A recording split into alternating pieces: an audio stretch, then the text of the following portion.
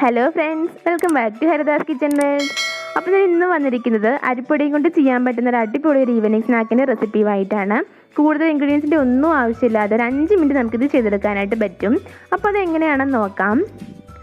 അതിനായിട്ട് ഞാനൊരു ബൗളിലേക്ക് ഏകദേശം 1 കപ്പ് അളവിൽ അരിപ്പൊടി ചേർത്ത് കൊടുക്കുന്നുണ്ട്. വറുത്ത അരിപ്പൊടിയാണെങ്കിലും വറുക്കാത്ത അരിപ്പൊടിയാണെങ്കിലും കുഴപ്പമില്ല കേട്ടോ. പിന്നെ വേണ്ടത് സവാളയാണ്. ഞാനിപ്പം ഒരു മീഡിയം സൈസ് സവാള ചെറുതായിട്ടൊന്ന് കട്ട് ചെയ്തിട്ട് അതൊന്ന് ആഡ് ചെയ്ത് കൊടുക്കുന്നുണ്ട്. പിന്നെ വേണ്ടത് പച്ചമുളകാണ്. അത് എരിവിന് ആവശ്യമായിട്ട് ചേർത്ത് കൊടുക്കാം. ഞാനിപ്പോൾ ഒരു പച്ചമുളകേ ചേർത്ത് കൊടുക്കുന്നുള്ളൂ. നിങ്ങൾക്ക് 2 എണ്ണമൊക്കെ നമുക്ക് ചേർത്ത് കൊടുക്കാം കേട്ടോ. പിന്നെ വേണ്ടത് കറിവേപ്പിലയാണ്. അതും ചെറുതായിട്ടൊന്ന് അരിഞ്ഞിട്ട് ചേർത്ത് കൊടുക്കാം. മല്ലിയിലയുടെ ഫ്ലേവർ ഇഷ്ടമാണെങ്കിൽ കറിവേപ്പിലയ്ക്ക് പകരം മല്ലിയില ആഡ് ചെയ്യാം.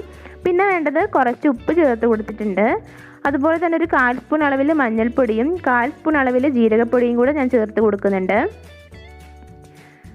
പിന്നെ നമുക്കിതിലേക്ക് ചേർത്ത് കൊടുക്കേണ്ടത് മുളക് പൊടിയാണ്. അതൊരു 1/2 സ്പൂൺ അളവിൽ ചേർത്ത് കൊടുക്കുന്നുണ്ട്. പിന്നെ 1 സ്പൂൺ അളവിൽ ഗരം മസാലയും കൂടെ ചേർത്ത് കൊടുക്കുന്നുണ്ട്. ഗരം മസാലയ്ക്ക് പകരം ചിക്കൻ മസാലയോ മീറ്റ് മസാലയോ ചേർത്ത് കൊടുക്കാം. ഫ്ലേവർ ഇഷ്ടമുള്ള പോലെ ചേർത്ത് കൊടുക്കാവുന്നതേ ഉള്ളൂ. പിന്നെ ഒരു 1.5 സ്പൂൺ അളവിൽ വെളിച്ചെണ്ണ ചേർത്ത് കൊടുക്കുന്നുണ്ട്. അരിപ്പൊടിക്ക് ഒരു മയം കിട്ടാനാണ് നമ്മൾ ഓയിൽ ചേർത്ത് കൊടുക്കുന്നത്. ഇത്രയും ചേർത്ത് കൈ ഉപയോഗിച്ച് നല്ലതുപോലെ ഒന്ന് മിക്സ് ചെയ്തെടുക്കണം. കണ്ടില്ലേ, ഈ ഒരു പരുവത്തിലൊന്ന് മിക്സ് ചെയ്യാം. അതിനുശേഷം ഇളം ചൂടുവെള്ളം ഒഴിച്ച് നമുക്ക് ചപ്പാത്തി മാവ് റെഡിയാക്കില്ലേ, ഏകദേശം ആ ഒരു പരുവത്തിൽ റെഡിയാക്കി എടുക്കണം. ആദ്യം തന്നെ ഒരുപാട് വെള്ളം ഒഴിക്കരുത്. കുറേശ്ശെ വെള്ളം ഒഴിച്ച് ചപ്പാത്തി മാവൊക്കെ ഒന്ന് ആക്കുന്ന രീതിയിലൊന്ന് ആക്കിയെടുക്കണം. ഇപ്പം നമ്മുടെ അരിപ്പൊടിയും കൊണ്ടുള്ള മാവ്, ആ ഒരു മാവ് റെഡി ആയിട്ടുണ്ട്. ഇനി നമുക്കിത് ചെറിയ ബോൾസ് ആക്കി എടുത്തിട്ട് ഈ ഒരു ഷേപ്പിലാക്കിയെടുക്കണം.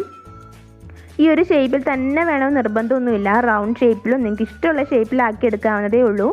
അപ്പോൾ ആദ്യം തന്നെ നമുക്ക് ഇത്രയും ഒന്ന് ഫ്രൈ ചെയ്തെടുക്കാം. അപ്പോൾ അതിനായിട്ട് ഞാനൊരു പാനിലേക്ക് ആവശ്യത്തിനുള്ള ഓയിൽ ഒഴിച്ച് കൊടുത്തിട്ടുണ്ട്.